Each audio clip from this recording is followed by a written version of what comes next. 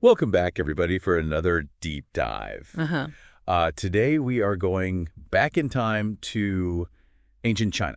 Right. We're going to explore a fascinating text, Okay. and that is Chapter 38 from the Yellow Emperor's Classic of Internal Medicine. Wow.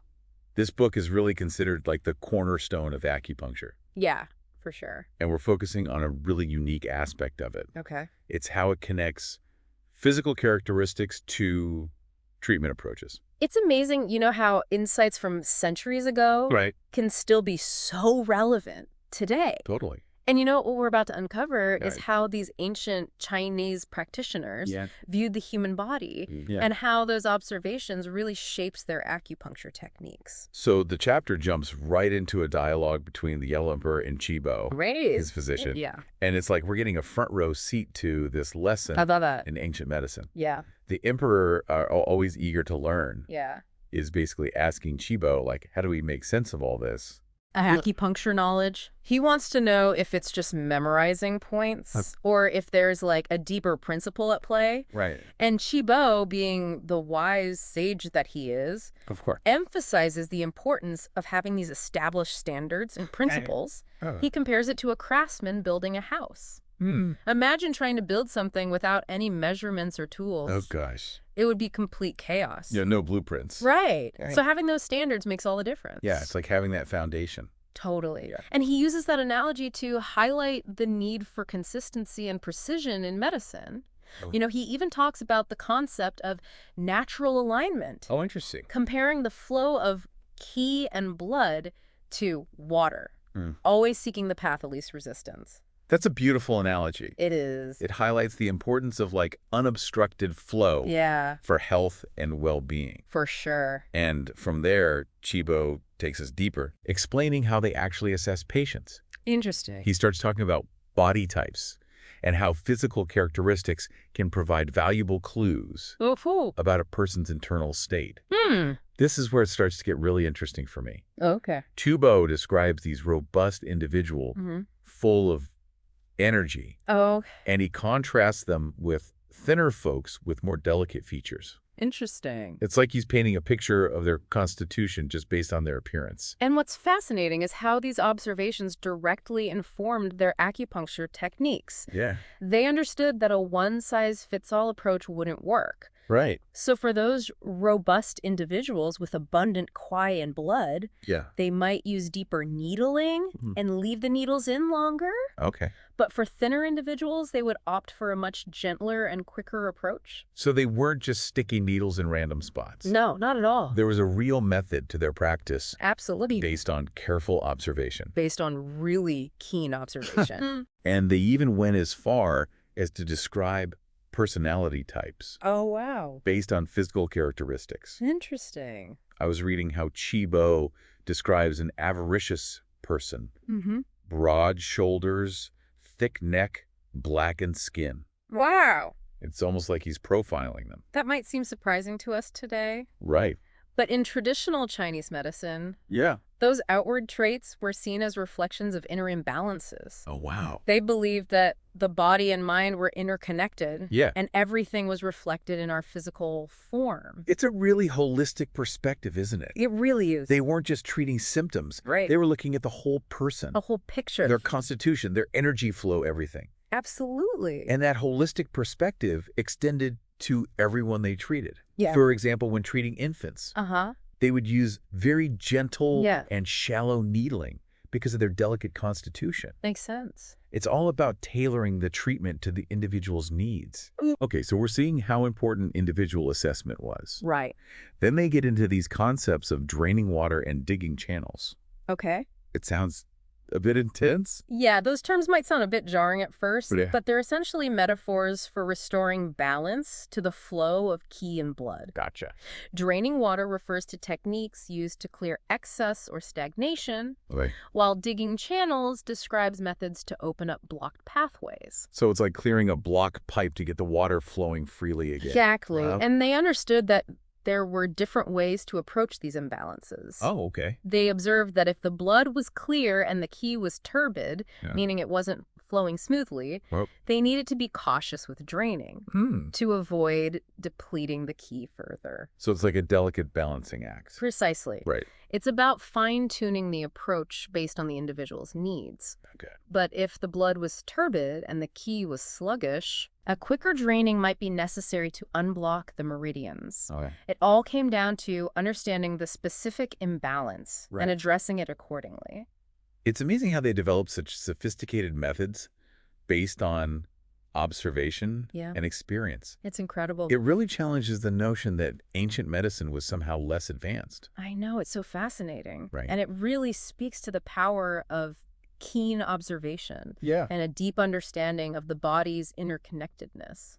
This whole concept of individualized treatment is really resonating with me. Yeah. It's like we're all unique individuals, so why should we expect a one-size-fits-all approach to health? That's a great point. Right. And it's something modern healthcare is starting to recognize more and more Yeah. with the rise of personalized medicine. For sure. But it's fascinating to see how this principle was already central to traditional Chinese medicine Right. centuries ago. So we've talked about body types, energy flow, and individualized treatment. Yeah. But let's zoom out for a moment Okay. and consider the bigger picture. Right.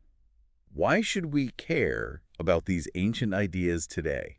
That's the crucial question, isn't it? Yeah. What's fascinating here is that these ancient texts offer a different perspective on health and well-being, Right. one that goes beyond just treating symptoms. They remind us to look at the whole person, Okay. to understand the root causes of imbalances, Yeah. and to consider the interconnectedness of the body and mind. It's a much more holistic approach than what we often see in conventional medicine today. Absolutely. Right.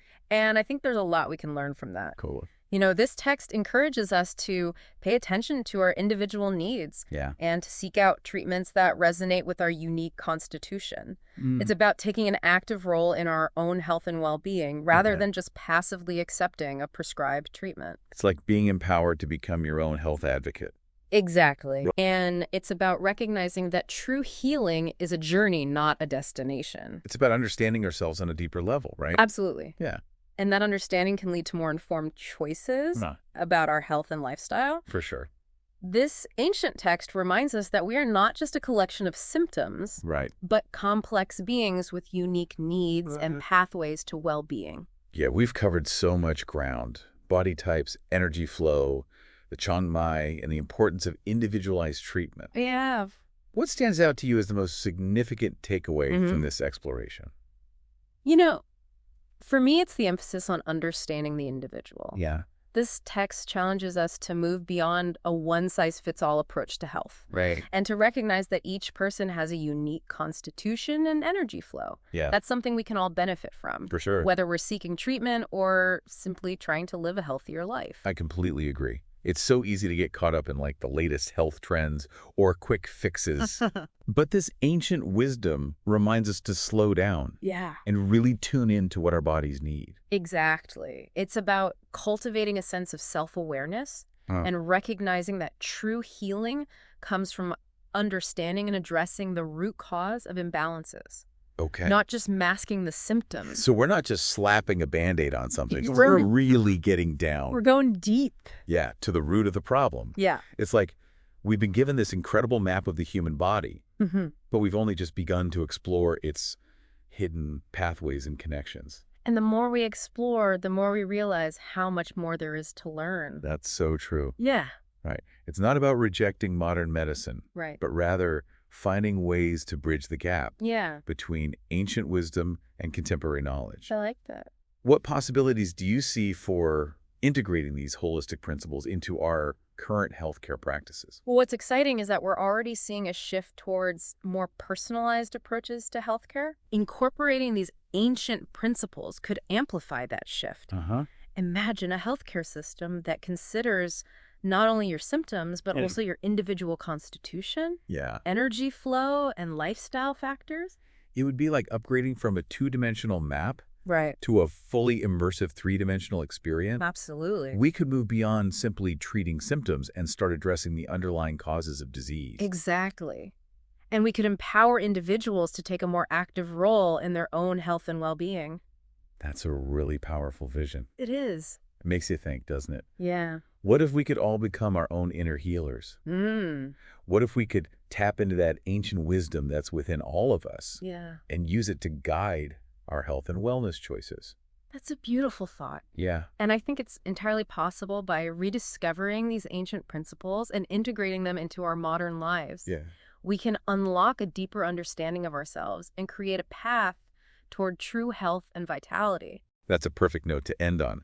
Thanks for joining us on this incredible journey into the world of ancient Chinese medicine.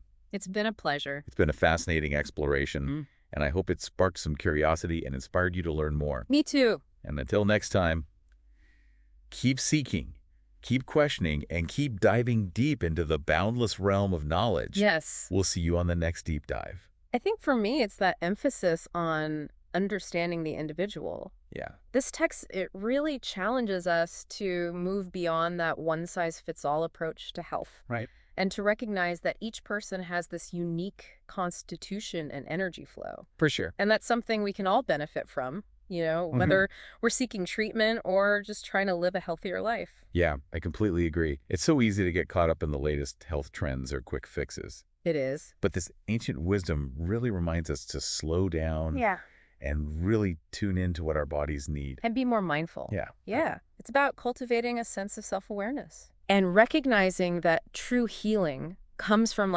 understanding and addressing those root causes of imbalances, not just masking the symptoms. We're not just slapping a Band-Aid on something. Oh, exactly. We're really getting down. Indeed. Yeah, we're getting down to the root of the problem. Yeah. I like that. Yeah. It's like we've been given this incredible map of the human body, but we've only just begun to explore its hidden pathways. That's true. And connections. And the more we explore, the more we realize how much more there is to learn. Right. It's not about rejecting modern medicine. Right. But rather finding ways to bridge that gap. Yeah, I like that bridge. Yeah, between ancient wisdom and contemporary knowledge. Yeah. What possibilities do you see for integrating these holistic principles into our current healthcare practices? What's exciting is that we're already seeing a shift towards more personalized approaches to healthcare. And incorporating these ancient principles could really amplify that shift.